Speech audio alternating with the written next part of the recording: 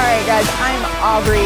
They have grown to separate locations to tell you the overall facts of actually standing on the Swamp Rabbit Trail right now. So, wait a second, I'm falling. Alright guys, so we are just headed back to the office real fast, and I wanted to do this quick video because I had a really interesting experience this past week, and I think you guys need to know about it because I get asked this question a lot. So basically, the market's fantastic, and so it's a seller's market. Everybody knows that. So, Aubree, why shouldn't I just for sale by owner my house? That's the question I get all the time, and it's just one of those where I'm going to go over real fast, like 3 pros, 3 cons for sale by owning. Because I think, honestly, it may be the best thing for you to do. It may not be the best thing for you to do. So with that, let's dive straight back into it.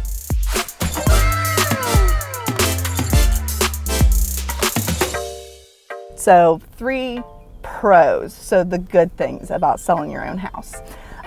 With that, first thing, obviously, you're going to save money.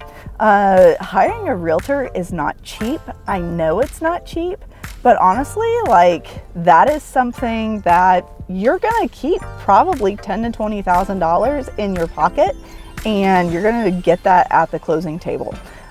So that's pro number 1. Pro number 2 is it's an intimate process.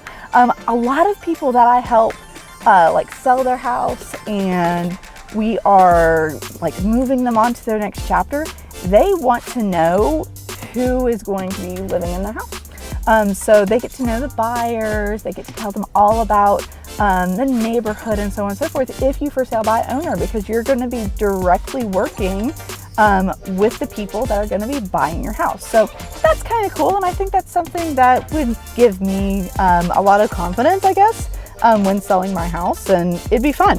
And then the third one is 100% control of the entire transaction.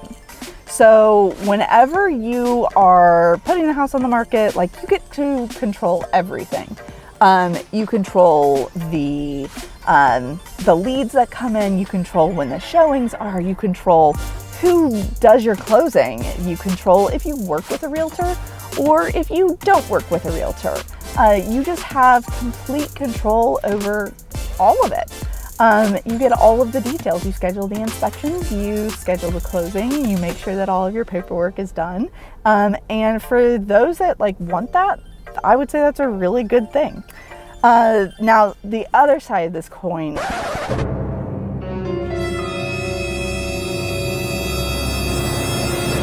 I'm actually going to tell you a quick story before I just go straight into the cons of the 3 cons that I have for you. So last week, we had one of our buyer specialists who has been looking for a house for our clients for ages. They've put in so many offers. Well, they found a house that was perfect. 3 bedrooms, 2 bathrooms, like 1,800 square feet, and it's perfect. It was a for sale by owner. So we were like, awesome. It hasn't like completely gone crazy yet. The owners were getting a fair amount of showings, but it took them a minute to get the showings scheduled. And then once they did have the showing scheduled, they were like the only person who had seen the house that afternoon, which in this market is crazy to even just have only 1 showing.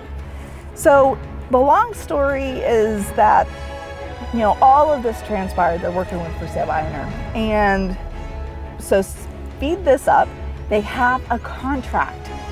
So here's what ended up happening, and this directly correlates to the cons that I'm going to tell you about.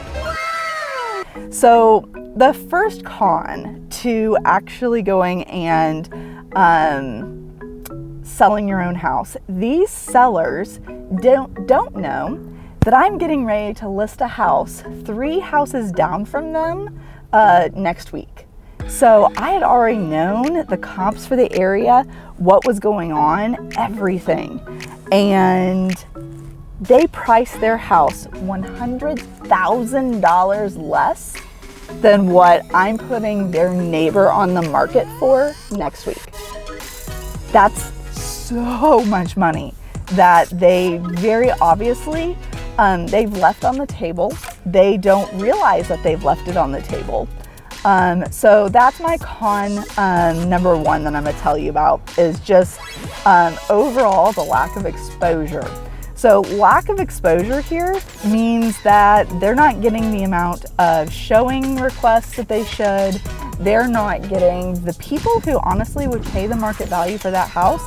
They're not getting enough exposure because they're not in the multiple listing service. They're not on Zillow. They're not on Realtor.com. They can probably put their house in themselves, but it's just one of those where they don't have the exposure that honestly a realtor could give them. The next part of this is that you're lacking in quality offers. So I guess this part of the story is something that maybe is a trade secret, I don't know, where the majority of buyers come with a realtor.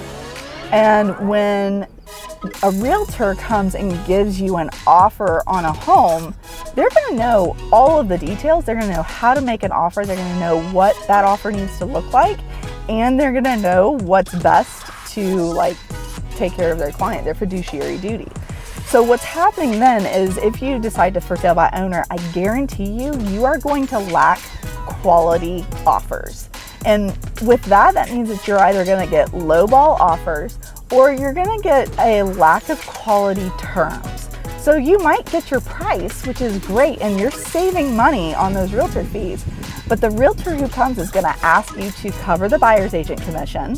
So you're okay with that, right? You know, if somebody brings you a quality buyer, they're going to bring you a quality offer, or at least you hope they will. Here's something that you need to know about. If you don't live and breathe these contracts like a realtor does, you may honestly not know what you don't know. So we actually went under contract with zero earnest money.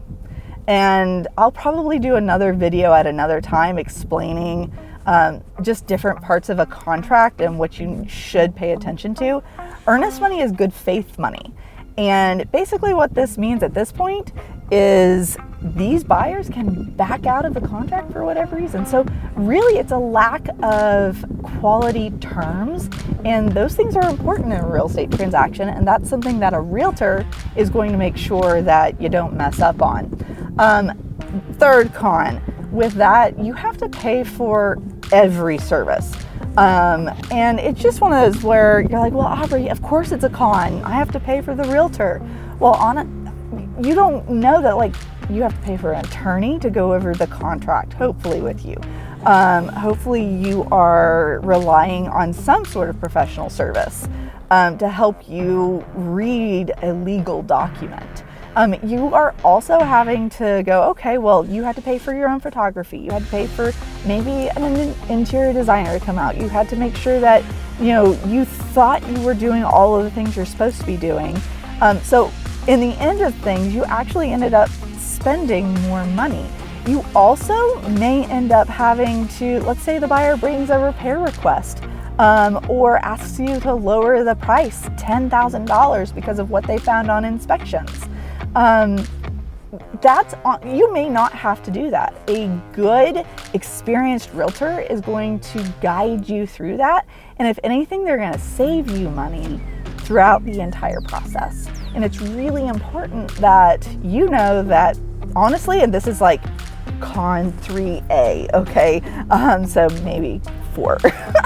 With that, it's with an experienced professional.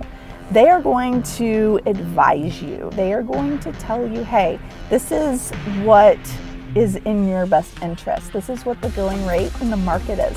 This is what is happening with repair requests. Hey, did you know that there are 9 main points of a contract? And here's the main points. This is what this number is supposed to be, or how much money is supposed to be here, or scheduling, like, hey, normally it's a 2-week period. What if they only bring you a 3-day period?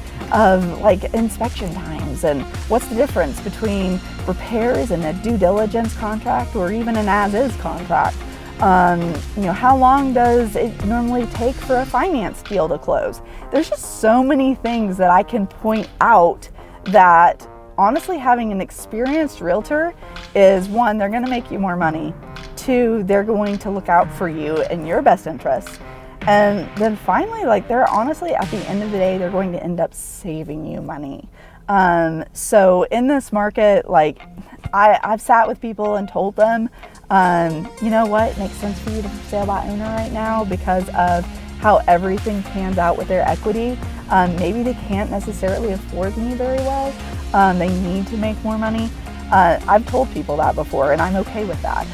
But I would say 9 times out of 10, if you're just for sale by owning because you don't need a realtor and you want to save the commission, you're not seeing the bigger picture. And that's my 2 cents on the matter. So pros and cons, I don't really care if you do either one, but that's the important things. So hope this helps. Subscribe, and I'll talk to you later.